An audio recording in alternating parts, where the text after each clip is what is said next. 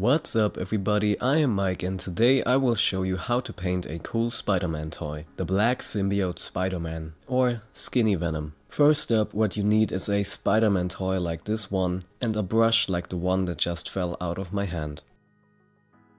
You don't need to sculpt your own figure and I already applied a simple black and white coat on him. First up, you need to paint the entire figure in black and make sure that you cover his joints. I use water-based acrylics by Citadel and you should have no problem getting those. Next up, your cat will bug you for attention and walk into your shot, so pat him a little bit under his jaw and finish him with a small tap on the head. Next up, I recommend bending his knees and arms, so you can easily paint his joints.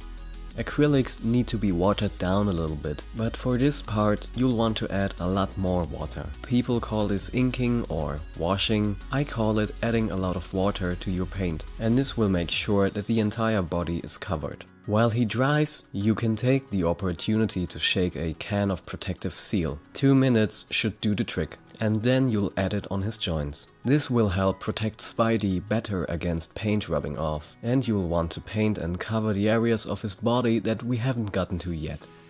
Next up, do the same for his head sculpt, and if Spidey happens to fall, I recommend having paper towels near.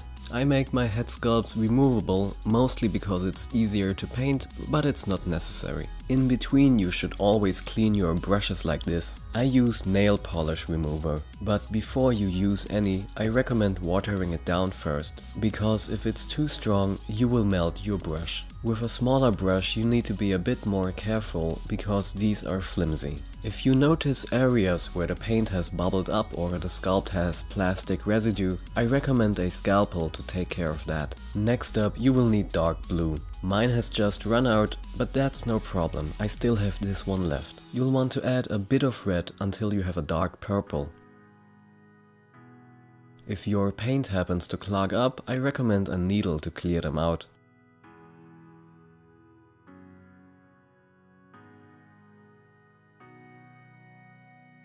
Next up, you will need this soft, oil-free pastel chalk. Scratch it down and make sure that all the powder gets mixed in. It's still a little too bright though, so I added some more black in there. I also added more black pastel chalk, and remember to always add some water, otherwise your paint will be tough to use. Remember to also have a stack of paper towels ready. If it looks like this, use a new one. Now that we have our base coat, we can start painting properly. In between your paint might dry, so you'll have to mix up some more. But it'll dry slower if you water it down. With that we can paint all the details and muscles while leaving darker parts black. You may notice that my left hand has become covered in paint. You don't want too much paint on your brush, and this is the fastest way for me to do it. Sometimes I have almost no paint on my brush, and if you paint like this, your color will naturally only stick to raised areas and leave shadows dark. This is called dry brushing. Obviously we have to do the same on his head, and once he is finished, he should look like this. You may ask yourself, but Mike, doesn't he look way too blue? I completely agree, so another layer of watered down black paint should do the trick. Now we can add highlights. A bit more bright blue, a bit more pastel chalk, a bit more red, and no more black will give you a brighter color to paint with. For highlights I recommend using a much smaller brush, like the one you see here. I also advise against dry brushing with a small brush, because these are too flimsy. Instead I prefer smaller controlled strokes, which also makes your toy look a lot closer to what he does in the comic books. This might take a lot of time. I personally wouldn't recommend staying up until 5 in the morning to paint an action figure, but you can also stretch out the process over a few days. Try whatever works best for you, and don't be afraid to fail. Just keep on painting.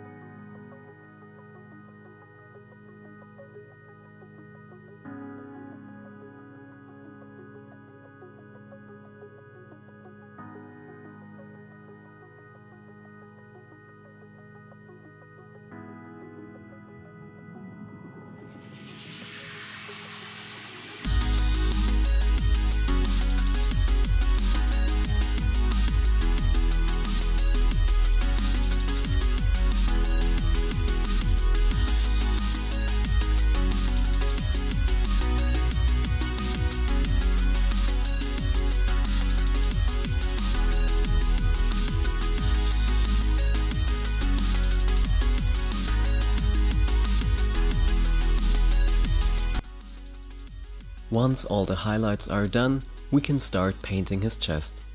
First up, we need a bright base coat to work on. Mixing white with a little bit of brown should do the trick.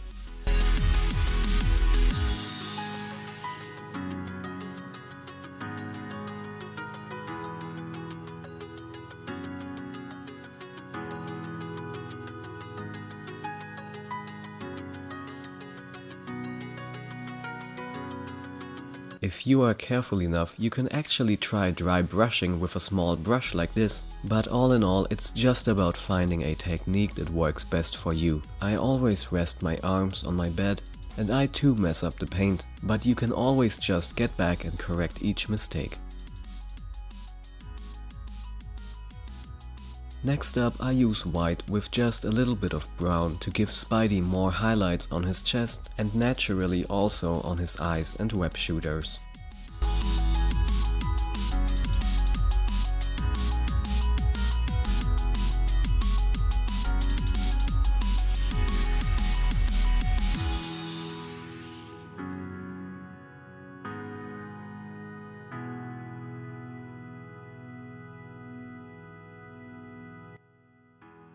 This is the purity seal I use. For this next step, we need to seal his upper body. While the coat dries, you can start scratching down more pastel chalk.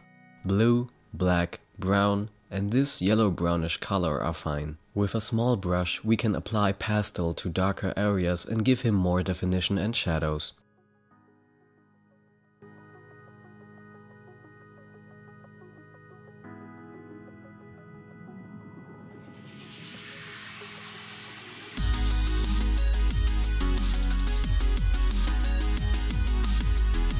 If you notice any dust or small hairs, I recommend having a pair of tweezers ready.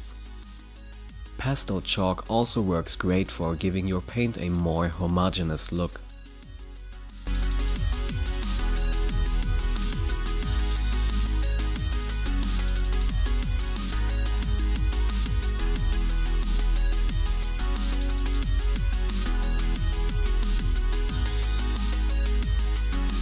Now we can do the same with blue, and in between I sealed his legs and upper body one more time. The thing about pastel is, unlike acrylics, it won't stick to the surface. And it also won't stick properly if your surface has been touched. Your paint will just leave indentations of your fingerprint, which is something we don't want. In short, seal your figure once before you apply pastel and do it one more time when it's done.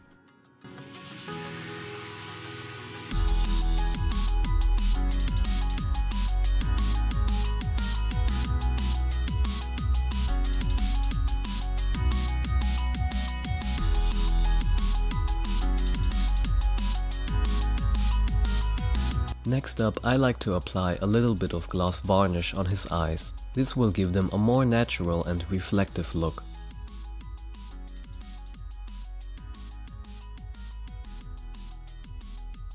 Finally, there is only one more thing. After you seal him, you need to make sure that no pastel powder comes off. And as you can tell, the paper towel is clean, which means the purity seal did its job. Thanks for watching, and if you want to see a full video of Spidey, you can click the annotation. I hope you enjoyed this. Like and subscribe if you do. Comment down below what you want to see me do next or what I should improve. I'll be back soon with another figure. Remember to check out my site, the link is down below. You'll also find tons of images and links for DeviantArt, Figurealm and ArtStation. And my shop on Etsy, if you ever feel like getting a unique and crazy gift idea for a friend. Thank you again for tuning in, and remember as always, it's just painted plastic.